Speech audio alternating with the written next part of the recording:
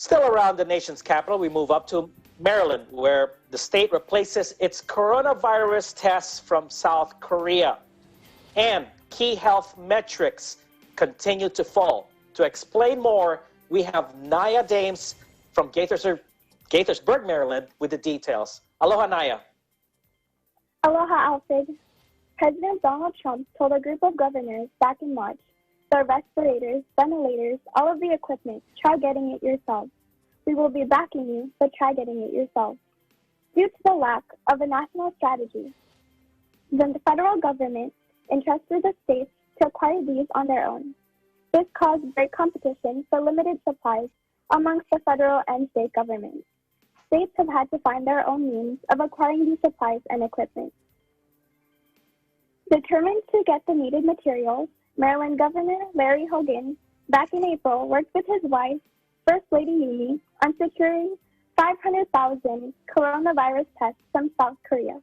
They seized the opportunity that was made possible because of their great relationship.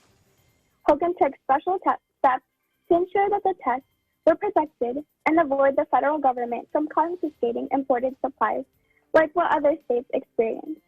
Upon the state's request, the Korean Air passenger planes were guarded by National Guard troops and state police at a secret location.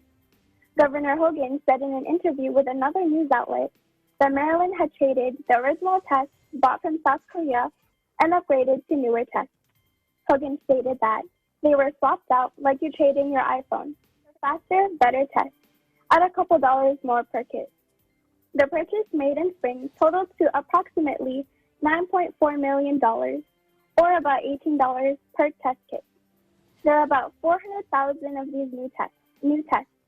Hogan added that these new tests are a portion of an important stockpile to help expand testing capacity and prepare for the spread of coronavirus in the fall.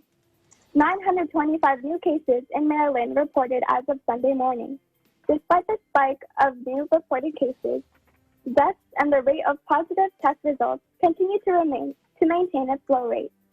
On a lighter note, with the ongoing pandemic introducing a new normal, students out of school for the summer can still enjoy while abiding by the CDC guidelines. Here in Gaithersburg, Maryland, with the heat wave, it is currently 31 degrees Celsius. These circumstances force us to get creative. What else is there aside from Netflix and browsing the internet? Virtual tours and online exhibits have increased in popularity. Some museums that offer these virtual walkthroughs are Musée d'Orsay in Paris, home of some of the greatest paintings in the world. This includes Van Gogh's self-portrait and many paintings by Monet. Here in the nation's capital, the Smithsonian National Museum of Natural History explores exhibits such as the Butterfly Pavilion, Hall of Fossils, Ancient Egypt, and many more. With the numbers still increasing, it is important to continue to practice COVID-19 prevention. Virtual tours are only one of the activities that you can enjoy and still continue to do our part in flattening the curve. In Gaithersburg, Maryland, I'm Naya Dames, Eagle News. We live in interesting times. Back to you, Alfred. Thanks very much for the latest there in Maryland, Naya. So on a normal day, are there museums there in the DC area free of charge to get in? And what do you suggest? What's your favorite that we might consider ourselves?